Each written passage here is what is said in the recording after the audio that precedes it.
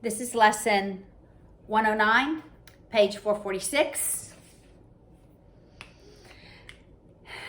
It's more on fractional exponents. All right, so in lesson 108, we reiterated the rule on fractional, on exponents, right? The power rule on exponents. If I have x squared raised to the fourth, power raised to a power, I multiply, okay?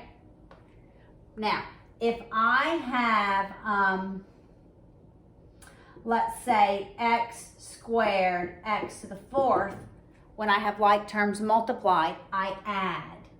So that's x to the sixth. We have to remember that difference in this lesson. There's another thing we need to remember.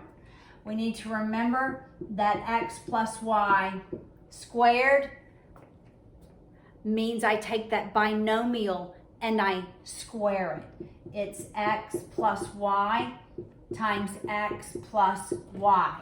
So when I raise a binomial to a power, that means I'm multiplying that binomial times itself, the number of in the exponent, okay?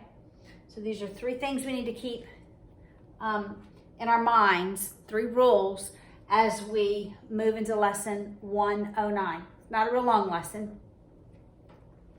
All right, so let's start with example 1 on page 446, okay?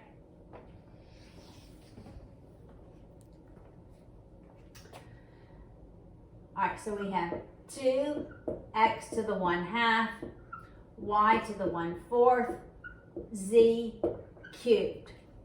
When I have terms multiplied, raised to the same power, each term is raised to the same power. So it's 2 cubed, it's x to the 1/2 cubed, it's y to the 1/4 cubed, and it is z cubed. I raise all of those to that power.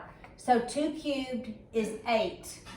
X to the 1/2 to 3 is x to the 3/2.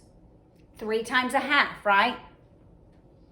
Y to the 1/4 cubed is y to the 3/4. And of course, z is just cubed, all right? It's that easy, that part, all right? The second part, we're gonna have binomials, all right?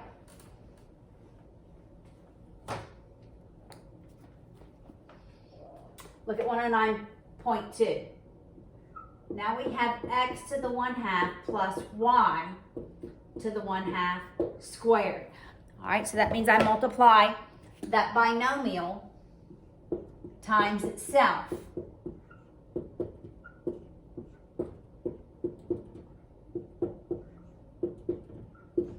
All right, now I'm multiplying, I FOIL it. X to the 1/2 times x to the 1/2. We're gonna go ahead and write this out. X to the 1/2 times x to the 1/2. Okay, we'll write it out so we might be able to see it better. Then we'll multiply the outers. So that's x to the 1/2, y to the 1/2. We'll multiply the inners, x to the 1/2, y to the 1/2. Notice I wrote the x first, even though the y is what we're multiplying by. Then the last is y to the 1/2, y to the 1/2. Now we can simplify. When terms are multiplied, we add their exponents. A half plus a half is a whole, so that's x. We combine our like terms. These are like terms. How many x to the 1/2, y to the 1/2 do we have? 2 of them. It's as though our coefficient is 1. Remember, like terms, we combine the coefficients. So it's plus 2x to the 1/2, y to the 1/2. The last term, when like variables are multiplied, we add the exponents. So a half plus a half is a whole. All right, last example. And then I want to show you one more concept. And then we'll be done, which is not in your book. All right. Let's do 109.3. x to the 1/2 plus y to the negative 1/2 squared. Binomial squared, we're multiplying it by itself. So this is x to the 1/2 plus y to the negative 1/2 squared. Let's write it twice, Paula. I already wrote it like that. Times x to the 1/2 plus y to the negative 1/2. All right? All right, we'll multiply our first. X to the 1/2 times x to the 1/2. 1/2 plus 1/2 is a whole. That's my first term.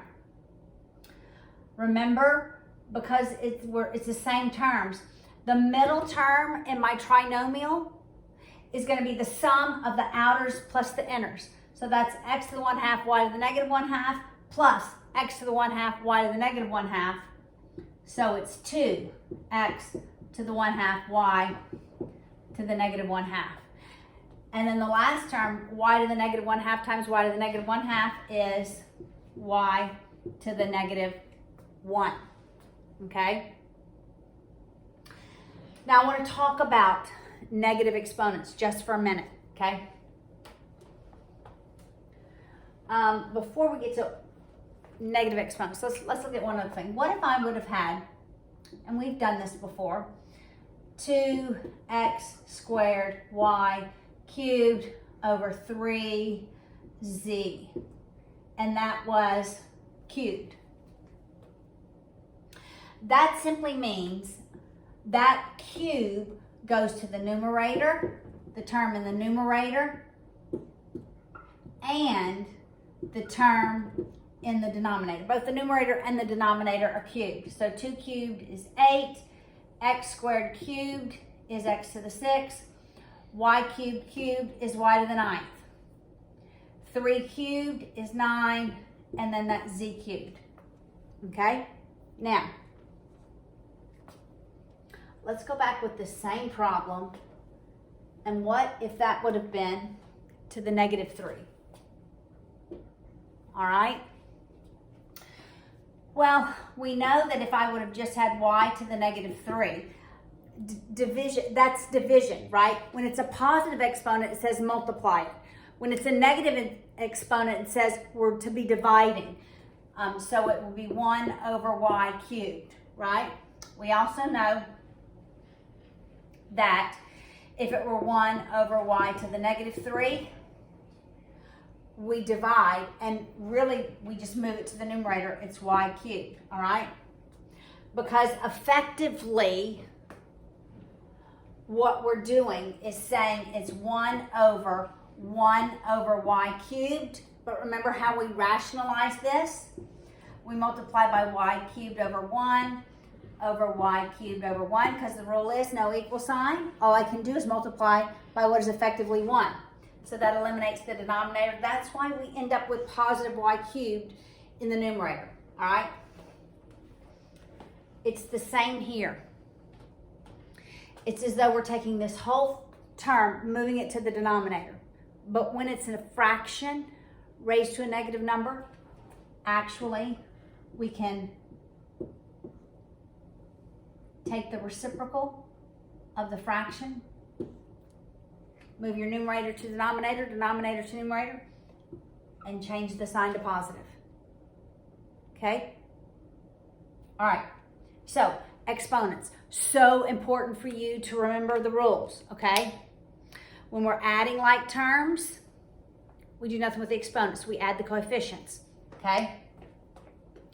2x squared plus 4x squared is 6x squared, okay? We're just adding the coefficients, all right? The exponent doesn't change. Same with subtraction.